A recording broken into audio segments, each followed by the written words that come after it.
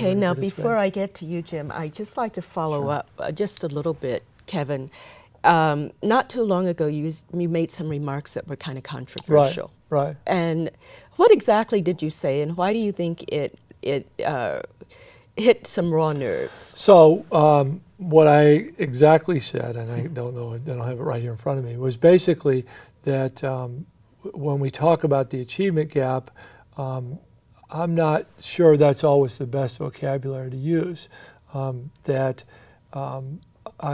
worry that it builds the expectation that schools in and of themselves will be able to solve all the societal problems that we have in this country. And what I said is that I'm not sure that on average, and the way our system is set up and the way we measure achievement, the achievement gap in this country is around test scores. And I don't think it's reasonable to expect a kid who is walking into this country, whose parents don't speak English, who don't have experience in the school system, may not have been educated themselves, on average, to match the achievement of a student whose mom has a PhD in English from Stanford and is staying home to take care of that child.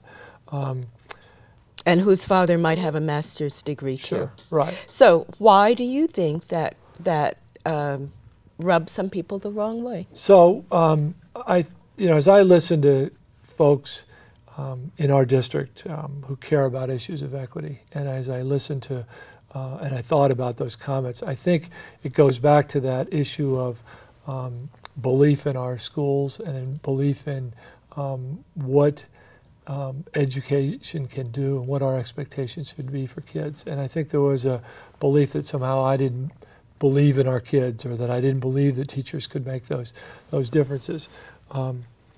We need to collectively in this society of ours put more emphasis on children, and that means things like preschool. That means things like thinking about what kind of opportunities we have for adults, that we do everything we can to provide kids with supporting adults throughout their life as we go forward. Thank you. Jim, what comments would you make in terms of that? Well, let me kind of preface all of that to say that Sequoia has a challenge that is different from Palo Alto. First of all, we're a high school district. We do not receive students until they're in 9th grade, and we receive students from 8 feeder districts.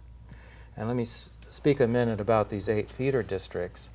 It's not a level playing field financially for these districts, apart from dealing with learning needs and so on of students.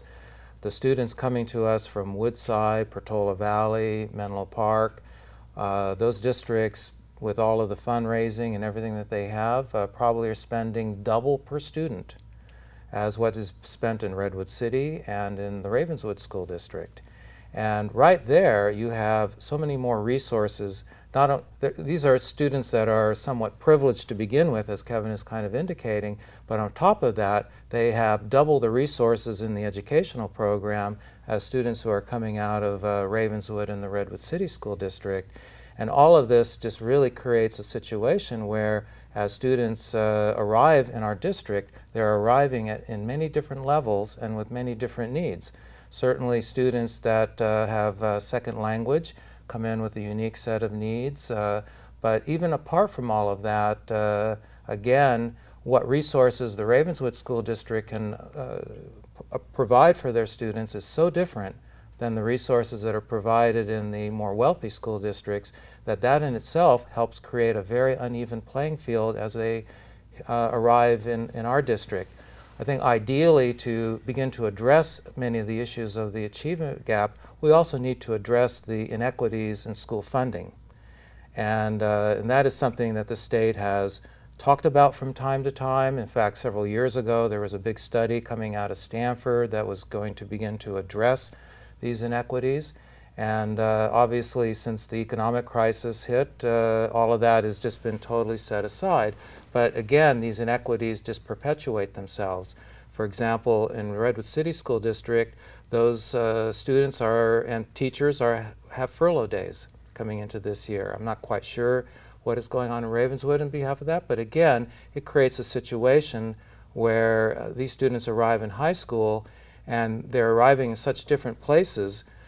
One thing the Sequoia High School District does is it really looks at the needs of all these students, and we put tremendous resources, because we are one of the more wealthy school districts.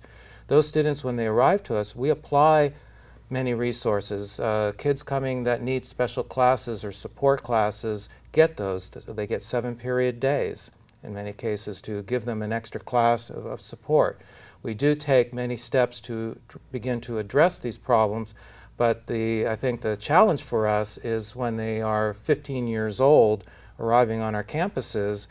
You know, a lot has happened prior to that that is, again, in a very short period of time while they're in our district, 4 years, it's hard to make up for 9 years of inequity.